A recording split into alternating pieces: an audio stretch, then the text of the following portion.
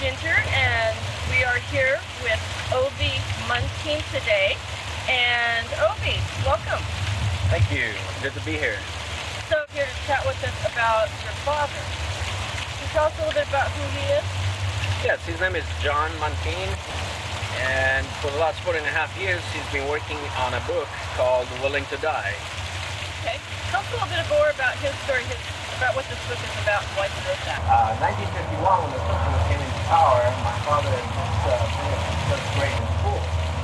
At that time, before the socialists took over, Romania was capitalist. It was a rich country. Everybody owned a piece of land and worked at land. They freely traded, and everybody was prosperous. Well, the communists came into power, and the first thing they did was they took trade out of school. Now, that happened in the United States of America about 35 years ago. The second thing they did is they gave the people 6 months to turn in their guns. After that, they threatened to put everybody in prison that refused to turn in their guns for 20 years, which they've done to quite a lot of people that refuse to turn in their guns. That's something I see happening in the United States. It seems like anytime something happens that involves a gun, a shooting, socialists, the communists are screaming, we need to get rid of the gun. No, we do not. Were people scared? Were they scared to talk to each other? Was there some unfriendliness feel like that? Or? Well, the government, the socialist government, did a very good job at infiltrating every community. According to my father, out of 3 people, 2 were government informants. So everybody suspected everybody. You couldn't be open about your opinion about the government, the direction the country was going, because if you didn't agree with the government, whoever you talked to would inform the police about it, and you'd be arrested. They come busting into your house, arresting you, picking you up, throw you in jail for, they decided 5 years, 20 years, whatever they wanted to. That's what they did. So then what was the family life like then? Well, families were very tight and very close. It was a time of lack. Everybody lacked. Food was controlled by the government, so we had rations. We only had a certain amount of sugar, a certain amount of flour per person. So, and not only that, I remember being 6 years old, waking up at 3:30 in the morning, and going to the store and waiting in line to pick up a loaf of bread. And people were fighting in line. They were afraid the store was going to run out of bread. The bakery was going to run out of bread, so they would push, fight for the bread, or sugar, or oil, or anything you needed. You had to fight for. Communist government, socialist government that does not believe in the prosperity of one person based on how hard they work. They will come down to control your farms, your gardens. It happened in Romania. They came and counted your tomato plants, then assumed that every tomato plant was going to have 10 tomatoes, and out of those 10 tomatoes, 8 of them had to be turned into the government, and you had to live off of the 2 tomatoes left. But they did not figure in the fact that tomatoes go bad, that birds come and eat some of the tomatoes. So you end up with 2, 3 tomatoes, and you have to give the government 8 tomatoes. Wow. That's a communist government. Wow. So what about how the church is similar in Romania to the ones here? Well, after we came to the United States, we joined the church in Anaheim, California, and we didn't know at that time, but the pastor was an informant for the communist government in Romania. And he did a very good job at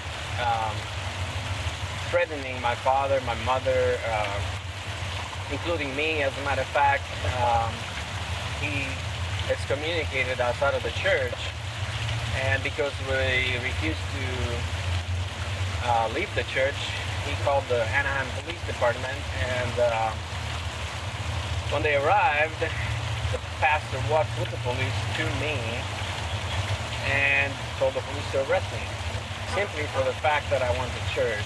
I had absolutely nothing to do with anything. I was not disturbing the peace. I was not fighting or arguing with anybody. Later on, we found out that he was actually an informant for the communist government, and in the book that my father wrote, there's a lot of details about that. I believe that's an eye-opener, because in Romania, under the communist and socialist government, the priests and the pastors were required to inform the government on the members of the church who disagreed with the government. And here we are coming to the United States of America, going to a church, only to find out that the pastor in the United States of America is actually an informant for the Romanian communist government. So how did you feel about that? Shocked, betrayed, totally insulted that here in the United States of America, a pastor could actually work with the communist government and not be held accountable by anybody. Yeah, especially after knowing some freedom like that. That seems wrong. Yes, and it is wrong. A pastor has no business cooperating with the government against the members of the church, period. That's sanctity that should not be reached by a pastor. What do you call that? That attorneys have, attorney-client privilege. Well, I believe that a pastor is above an attorney, is above, should live a life above that. And when a member of the church shares anything with the pastor, I believe that member has the right to be protected by that pastor.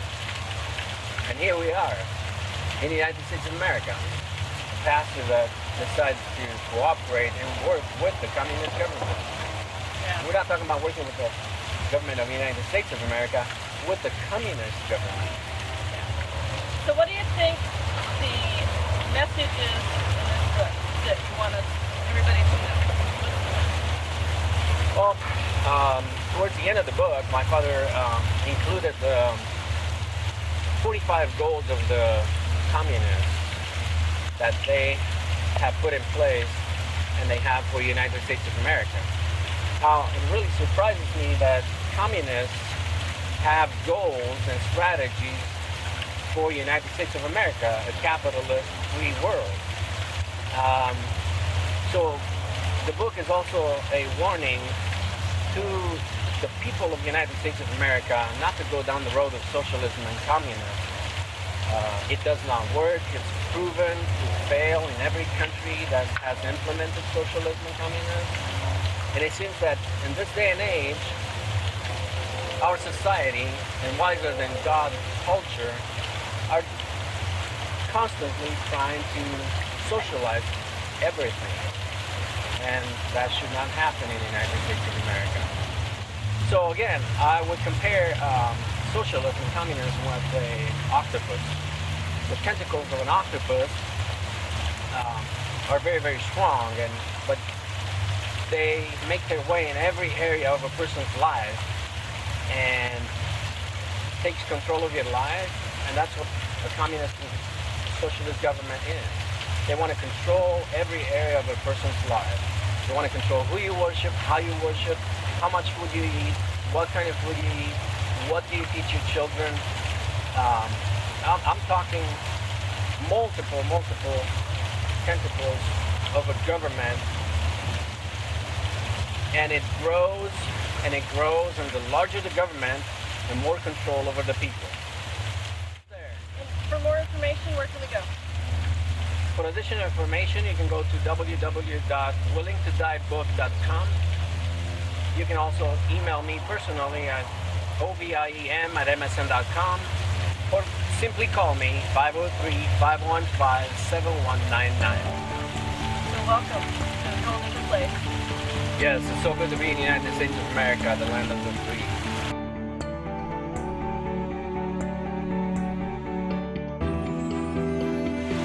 Well, the book is about life behind the Iron Curtain and what socialism and communism is about, and what it means to have a government control every area of your life.